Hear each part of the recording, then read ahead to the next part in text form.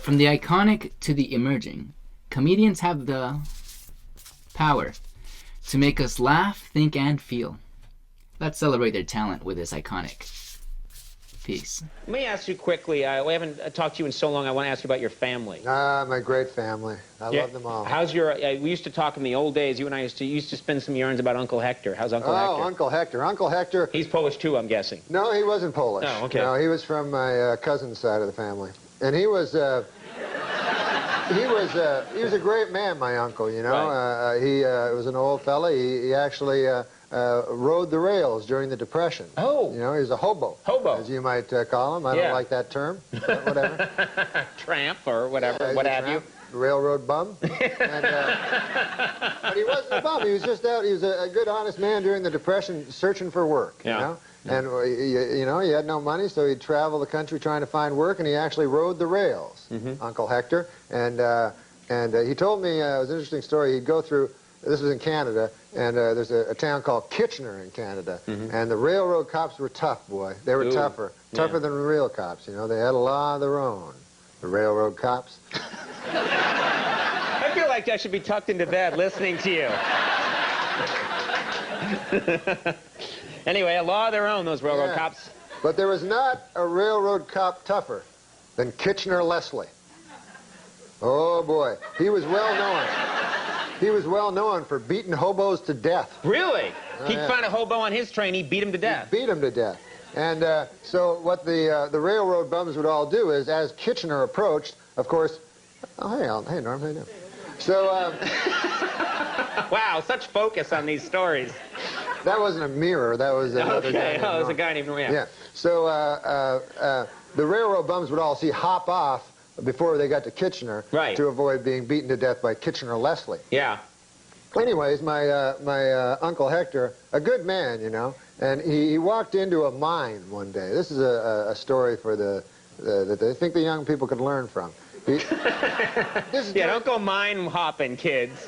During the height of the Depression, where there was absolutely no work, my Uncle Hector walked into I won't say the name of the mining company. It was McIntyre Mine, and he walked in. He had his lunchbox with him and his work boots, and he said, "Sir," he said, "I want a job." And they said, "We have no jobs." He said, "Well, 500 people work here at McIntyre Mine." He goes, "I don't think there are 500 men here better than I." He says, "As a matter of fact, I don't think there are 200 men better than I." He says, I think you'd be strapped to find 100 men better than I." And by golly, he got the job. What do you think of that? That's a great story. Now, I'm sensing there's more. Now back to Kitchener Leslie. Yeah. The most dreaded... No. Uncle Hector. Uncle Hector. What? No, I'm sorry, I'm trying to help you out. No, Uncle Hector. Dad, where's this story going? Uncle Hector worked in a mine, and it's a hellish job, the mine, as you well know. You know, darkness, you know. It's dank, it's... dank. Yeah. It's coaly. It's a lot of... What? Well, you're in a coal mine. It's not coaly, it's coal-ridden. It's coal-infested. It's not coaly. It's coal-infested. So he worked in the mine, and by God, he worked hard. And after a week of working hard, he said to the shift manager, he said, he said, "By golly, I'd like to have a lady. I work hard, and where would I find a lady here in town?" Well, they said to Uncle Hector, they says, we have sex with animals here.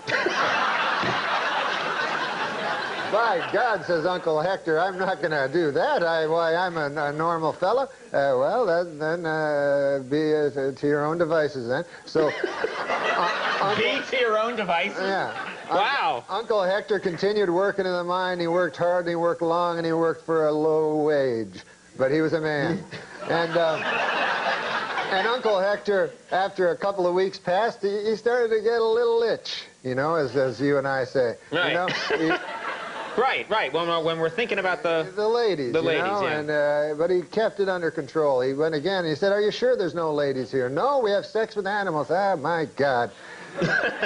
6 months passed, and Uncle Hector couldn't take it any longer, he told me. Right. He said, "By God, I just had to, I'm just a man, I'm weak, you know. I'm not a saint, you know, and I was born in sin, I suppose, and I couldn't resist.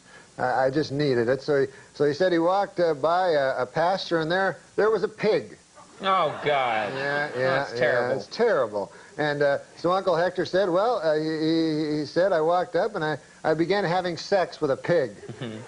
And he said, all of a sudden, he saw all the miners like around him, you know, looking at him. They go, Uncle Hector, what the hell are you doing over there?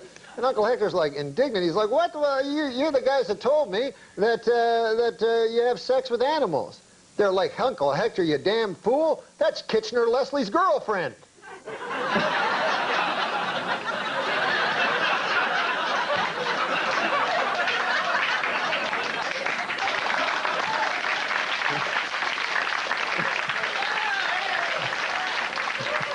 Of all the animals. All the animals to have sex with.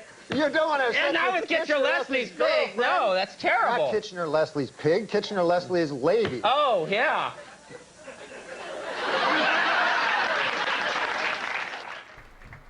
That was a masterclass in comedy.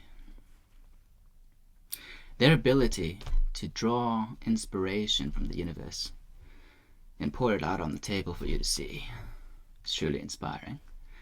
I wonder, does your tiny little brain even understand the power these comedians really have to possess us and make us giggle, move in ways that no other could? No, you don't understand. That's why you laugh. If you understood, you wouldn't laugh. But you do laugh, because you don't fucking get it.